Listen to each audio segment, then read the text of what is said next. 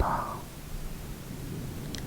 Mannequin people are faceless beings that seem to torment people for unknown reasons.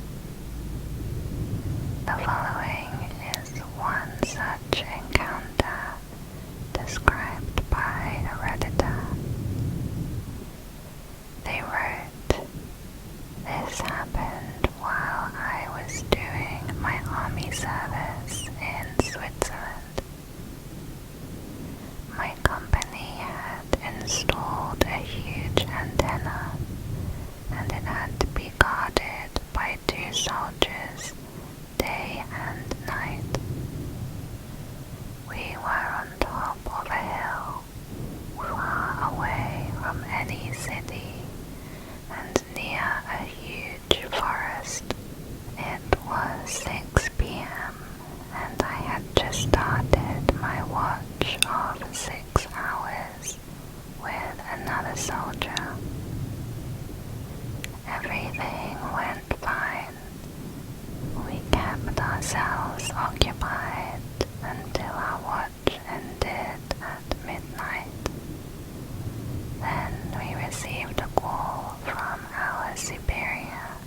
He told us that one of the soldiers that was supposed to take over could not come, so one of us had to stay for another 6 hours. We tossed a coin to decide who would stay from midnight to 6 a.m.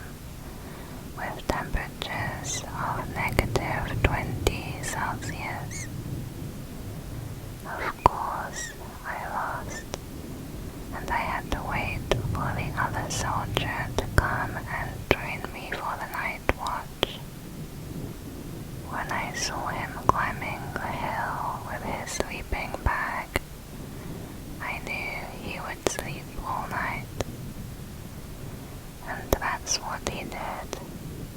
He immediately took his place in the tent and fell asleep. It was a cold and long night, but nothing special. The weird part happened in the morning. I got out of the tent, and this is when I saw something that still scares me to this day. There was a woman standing next to the antenna, and she wasn't moving. She was just standing there, completely still, 5 meters away from our tent. I couldn't see her face because of the sun starting to rise behind her. I knew she was a woman because she had long hair and she had curves. We were in the middle of nowhere, in below freezing temperatures, and this lady was not moving, like she was frozen. I started to freak out and called the other guy. I don't know why, but he wasn't scared at all, and he told her to leave because she wasn't allowed to be there. She didn't move or say anything. She just stood still, I assumed staring in our direction. I was so confused at how she could ignore 2 soldiers telling her to leave a forbidden area. She was not dressed for the cold weather, wearing something that looked very tight. I don't know how long she was standing there, or how she ended up here, because I never heard any footsteps. The other soldier didn't think twice and started walking towards her. When he almost reached her, she started sprinting very fast. She ran directly into the forest, disappearing from our sight deep into the woods.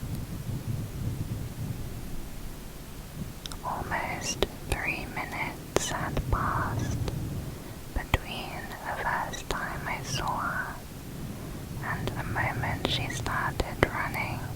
That was 3 minutes of not moving at all. Thankfully there was someone with me, because otherwise nobody would have believed me.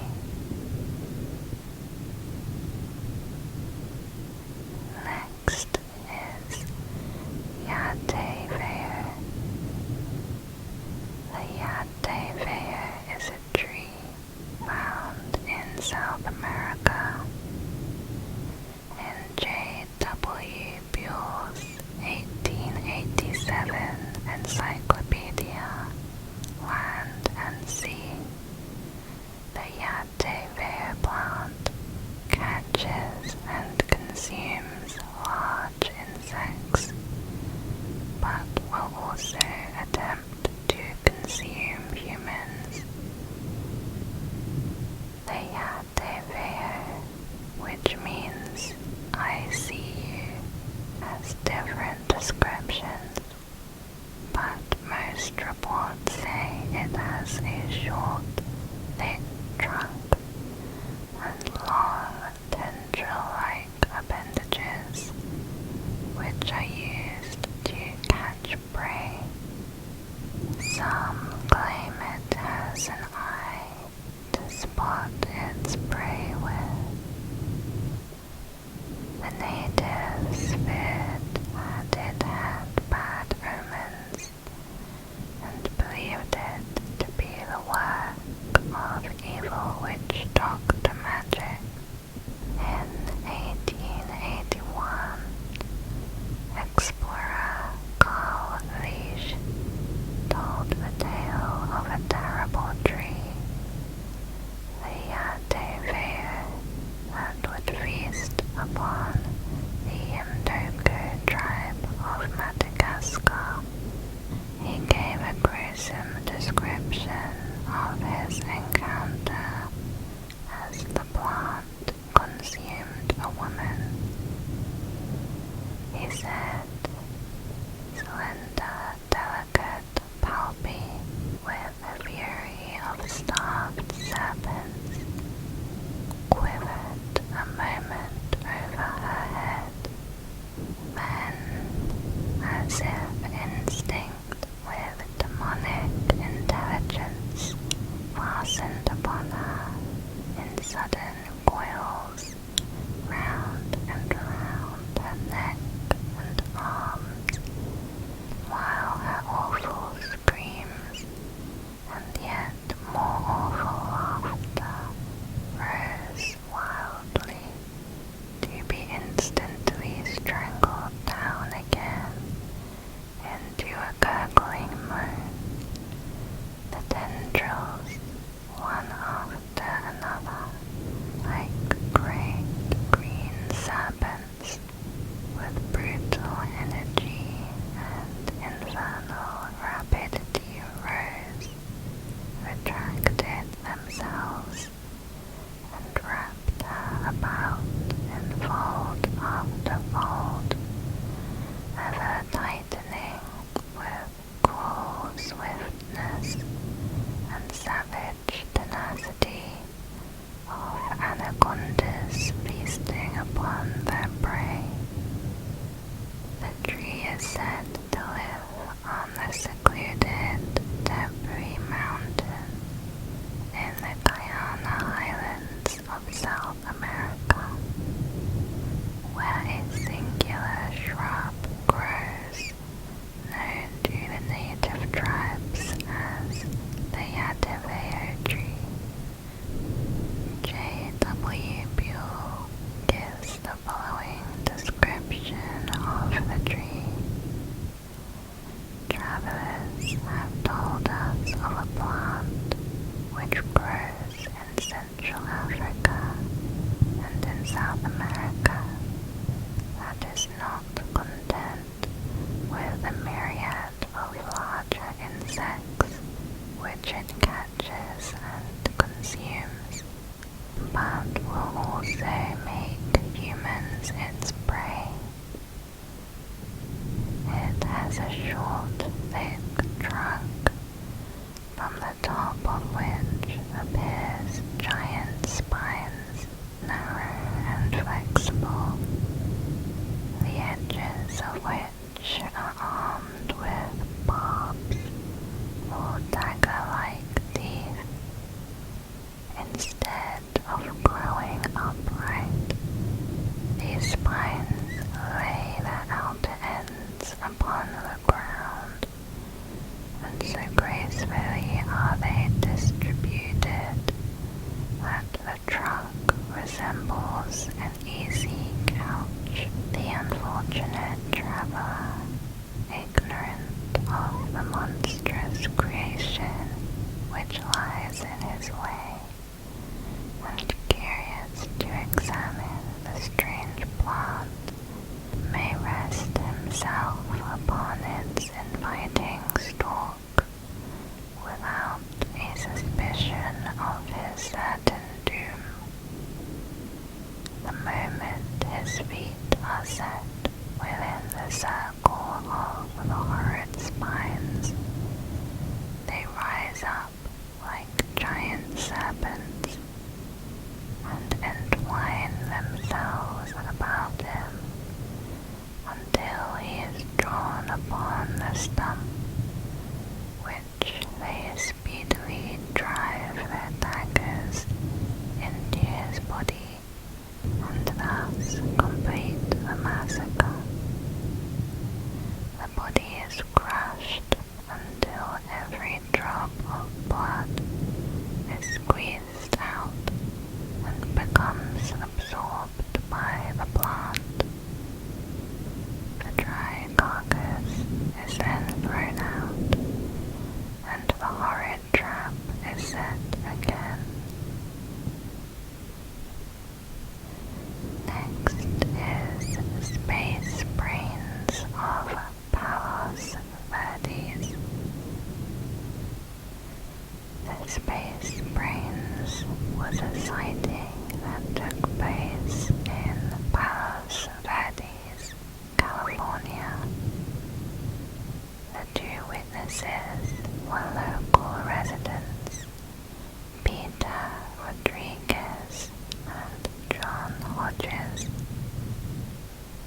In the dead of night, on August 17, 1971, Rodriguez and Hodges, both of whom were in their late 20s, claimed to have come across two creatures that were quite unlike anything else recorded in cryptozoology.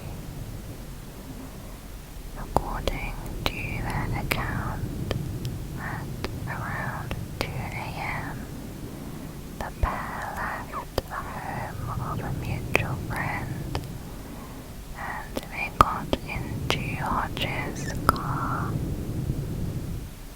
Hodges started the engine, turned on the headlights, and was about to drive off when the two men simultaneously noticed what can only be described as two huge disembodied brains lying about 6 feet in front of them in the middle of the road.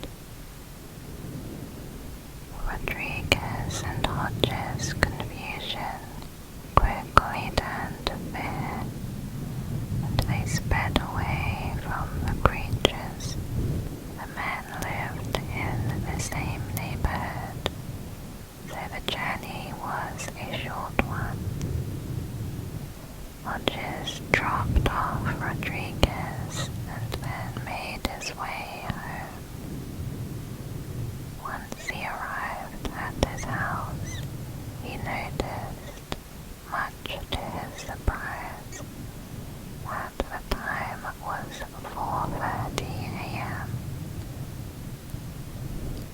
This was a journey Hodges had made many times, and he could not figure out how a 10-minute trip had turned into 2 hours.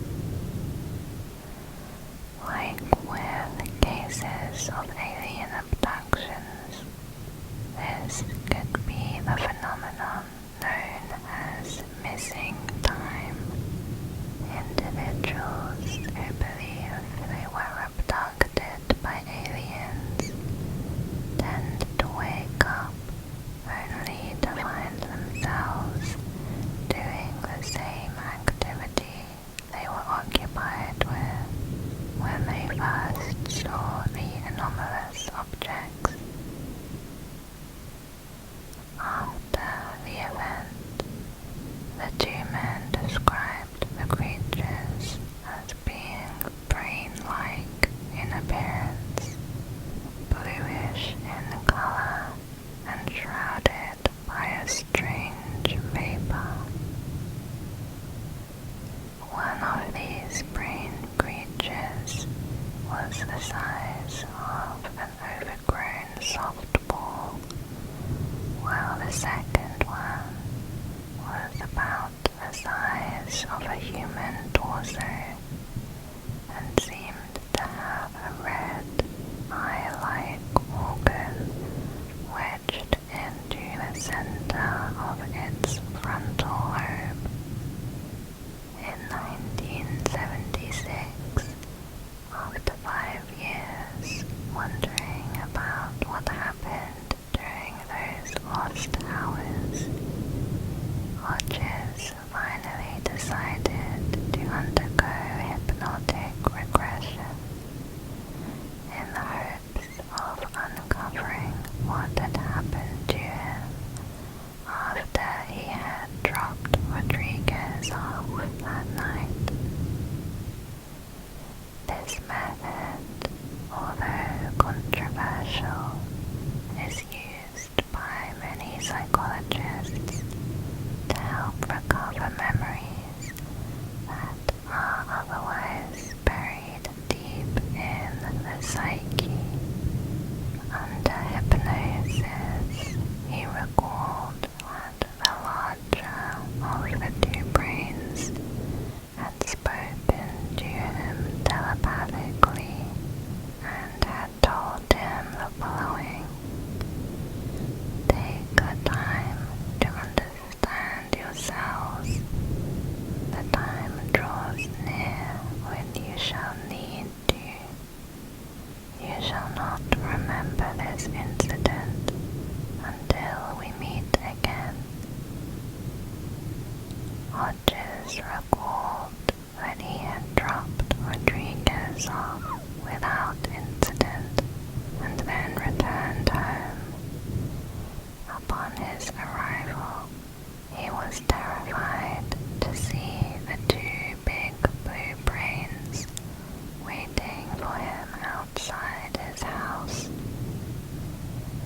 At this point, Hodges apparently lost consciousness.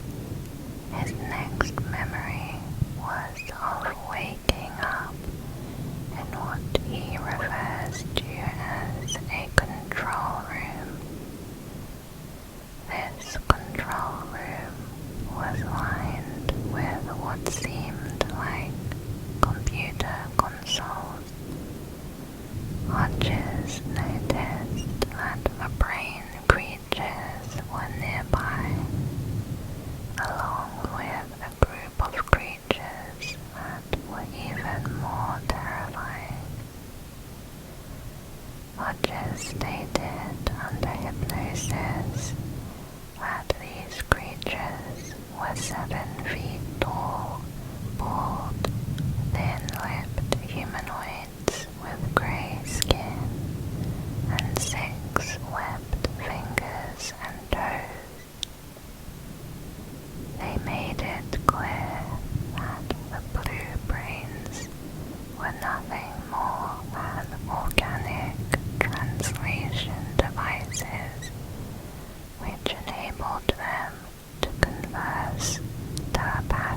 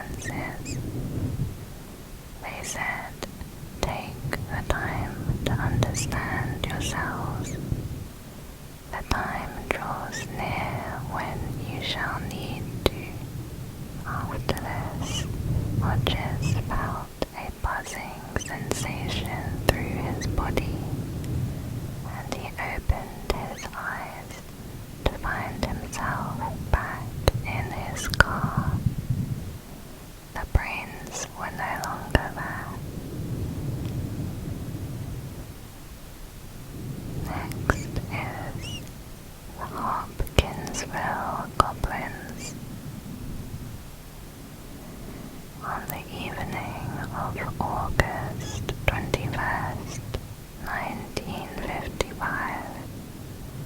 5 adults and 7 children arrived at the Hopkinsville police station, claiming that small creatures were attacking their farmhouse and that they had been holding them off with gunfire for nearly 4 hours. They had surrounded the house and had tried to gain entry. 2 of the adults, Elmer Sutton and Billy Ray Taylor, claimed they had been shooting at several short, dark figures who repeatedly popped up at the doorway or peered into the windows. Concerned about a possible gunfight between local residents, 16 police officers and military personnel drove to the Sutton farmhouse, located near the town of Kelly in Christian County.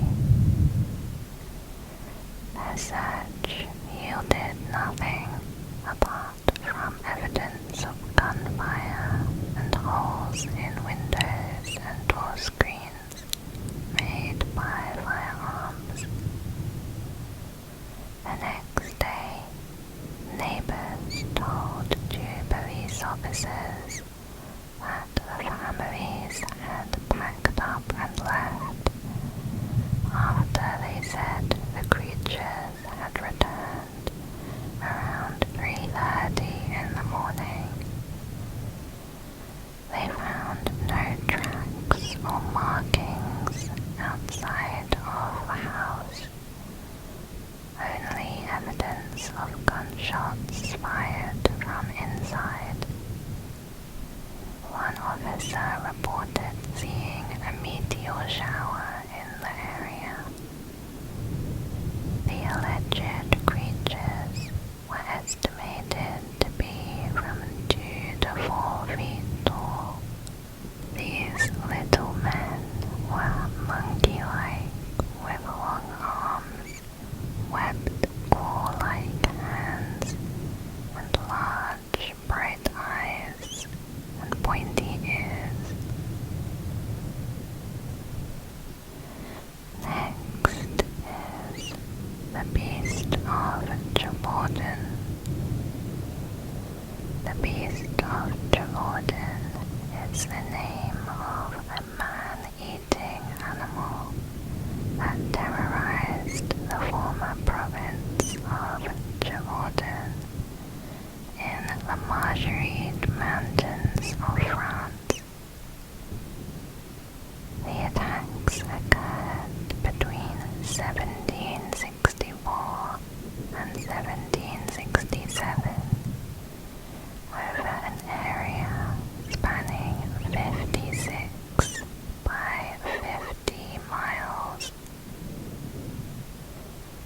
According to eyewitnesses, they were committed by one or more beasts with formidable teeth and large tails. Descriptions vary, and reports may have been exaggerated due to public hysteria, but the beast was generally described as a wolf-like canine with a tall,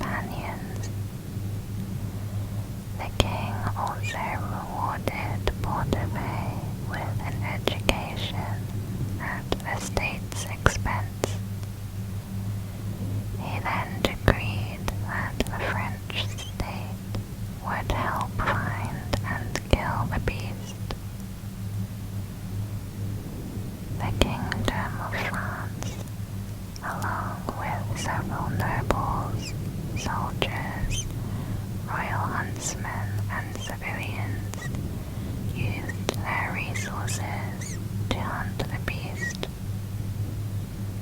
First, Captain Duhamel and his troops were sent to Gevaudan. On several occasions he almost shot the beast, but was hindered by the incompetence of his guards. Louis XV then agreed to send 2 professional wolf hunters, Jean de Neville and his son, Jean-Francois. So Captain Duhamel was forced to stand down and return to his headquarters. They could not work together as their strategies were too different. Duhamel organized wolf hunting parties, while de Neville and his son believed in using stealthier techniques. The father and son arrived in February, bringing 8 bloodhounds that had been trained in wolf hunting. Over the next 4 months, they hunted 4 Eurasian wolves, believing that one or more of them was the beast. However, when the attacks continued, they were replaced in June by Francois Antoine, the king's arquebus bearer and lieutenant of the hunt. On September 20th, Antoine killed a large grey wolf, measuring 1.7 meters long and weighing 60 kilograms. It was said to have been quite large for a wolf. Antoine officially stated, "We declare by the present report signed from our hand, we never saw a big wolf that could be compared to this one. Hence, we believe this could be the fearsome beast that caused so much damage." The animal was further identified as the culprit by attack survivors who recognized the scars on its body inflicted by victims defending themselves. The wolf was stuffed and sent to for sale, and one stayed in the woods to chase down the female partner of the beast and her 2 pups. Antoine succeeded in killing the wolf and 1 pup, which seemed already larger than its mother. The second pup was shot and believed to have died while retreating. Antoine returned to Paris and received a large award of over £9,000, as well as fame and titles. He was hailed as a hero. However, some months later, on December 2nd,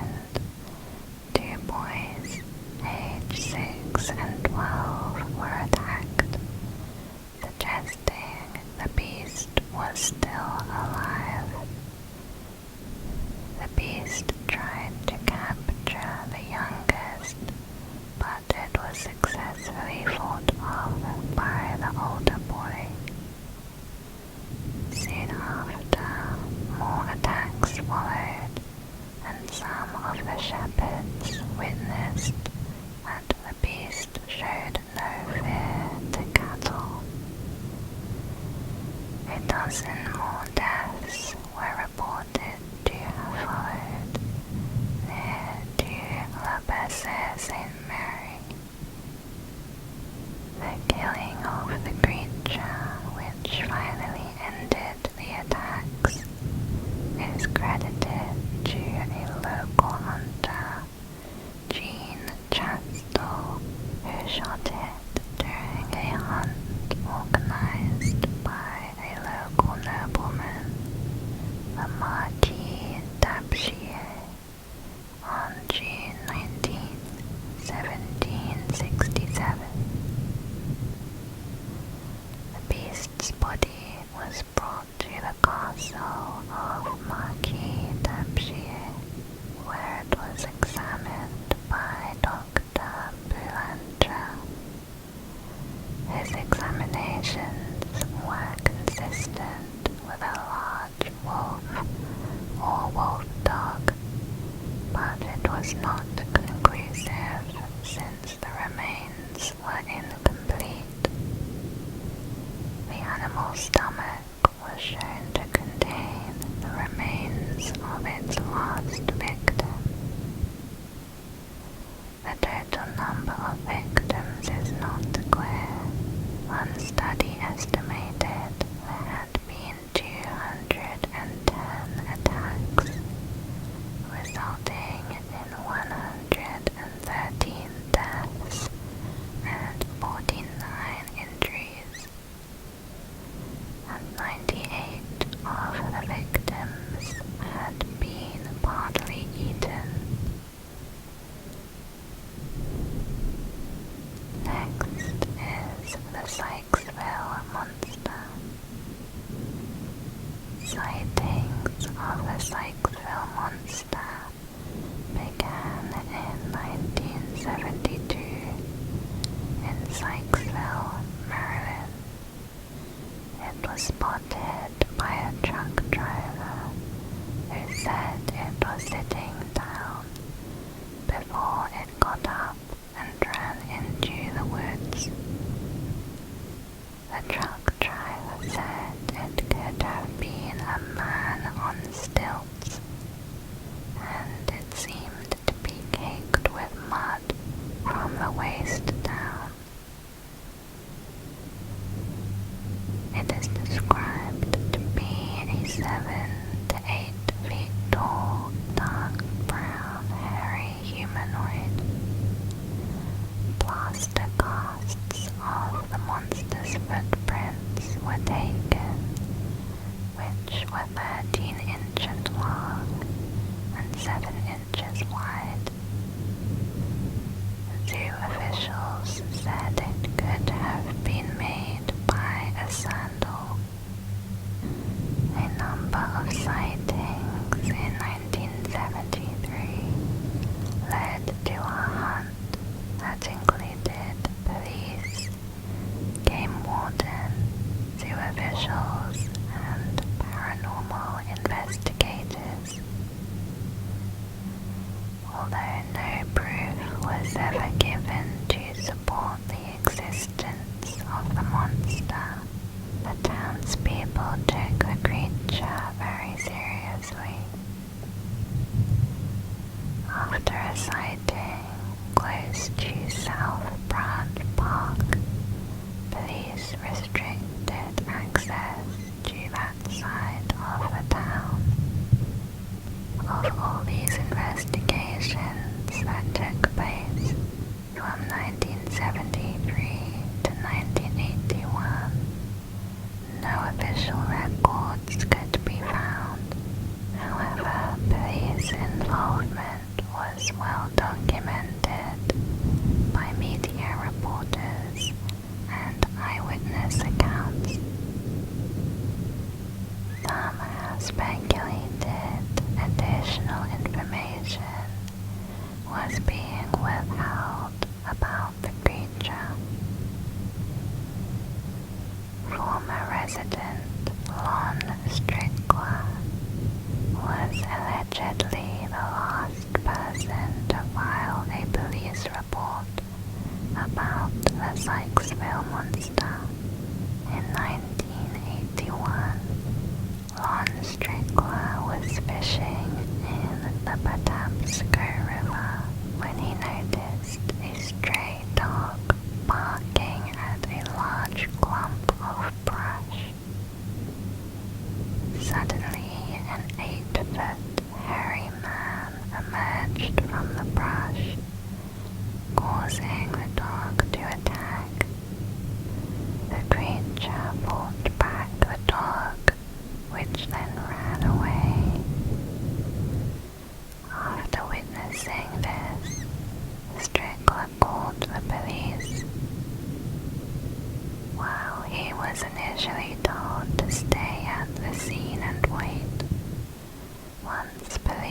officers arrived, he was told to leave. He returned to the location hours later, noticing the scene was taped off and several state and federal vehicles were in the area. Strickler tried to get answers from state officials for several days, but to no avail. He also contacted several news stations about the incident, who were at first interested, but later did not want to talk. Following Strickler's encounter, residents were again suspicious of the police, who felt they covered up the incident. No records of the Sykesville monster exist in the police department. One theory of the Sykesville monster is that it was an escaped patient from the nearby Springfield State Hospital. Following these rumors, the superintendent of the hospital stated that nothing out of the ordinary has come to my attention. However, he did say that 10 to 12 people had taken unauthorized leave, one or two considered to be dangerous to themselves or others. Sightings of the monster have also occurred in Woodstock and Marriottsville, Maryland. Next is the Bat Beast of Kent. On the evening of November 16, 1963, 17-year-old John Flaxton, 18-year-old Mervyn Hutchinson, and two other friends were walking home from a party in Kent, England, when they saw a silent, glowing object descending from the sky. The unusual object was just a few meters in diameter and hovering above a field. It eventually made its way behind the trees and settled into the foliage. Moments later, the teens noticed a shaking in the brush. An erratic, shambling, semi-humanoid figure emerged from the woods and waddled towards them. The creature looked like a headless bat and was about 5 feet tall, with large webbed feet and wings protruding from its back.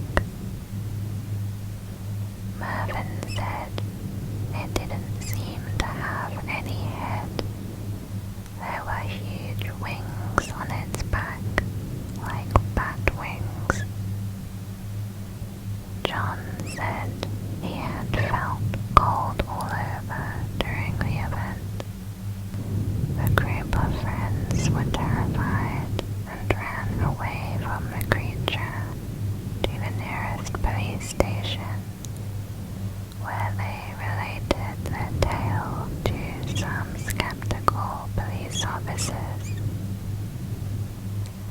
Less than a week later, a young man named Keith Croucher seemed to confirm the claim. He too had seen something hovering over the local football field, not far from where the teens claimed to have their encounter. On November 23rd, a man named John McGoldrick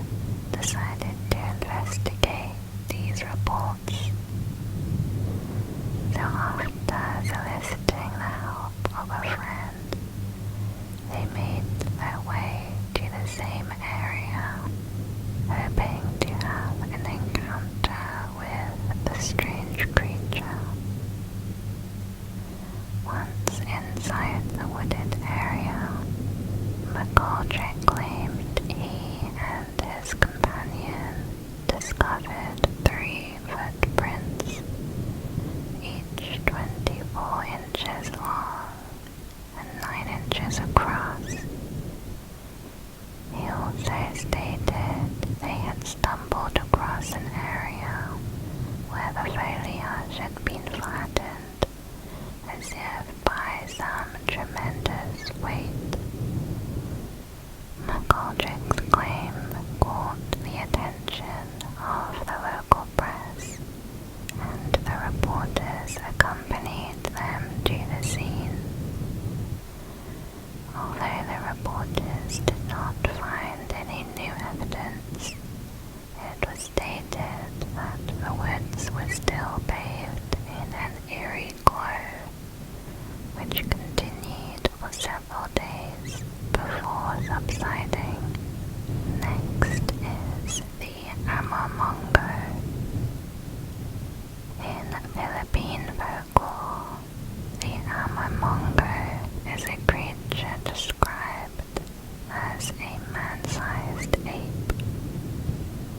Residents of La Castellana believe the amomongo to be a violent, wild creature that lives in caves. The name amomongo has been translated to mean gorilla, although this is not a native animal to the region. In June 2008, an ape-like creature allegedly attacked 2 residents, Elias Galvez and Salvador Aguilar, as well as disemboweled numerous goats and chickens. The attacks lasted until the next day. Some compare the creature to other ape-like cryptids around the world, such as Bigfoot or the Yeti. The scientific community holds that it is just a legend mixed with mistaken identity. The native community believes it is a wild animal. Elias and Salvador reported to the mayor and the police that they were separately attacked by a hairy creature with long nails on June 9th and June 10th, 2008. Salvador was able to escape and was treated at the La Castellana Emergency Clinic for scratches on various body parts. Elias, on the other hand, was rescued by his companions. Medical records showed that both men sustained numerous scratches to their face, back, and stomachs. Residents described the creature to be about 5 feet 4 inches tall, a hairy white ape with long, sharp nails. Police Captain Torres confirmed reports of the existence of such a creature. The creature also preyed upon chickens and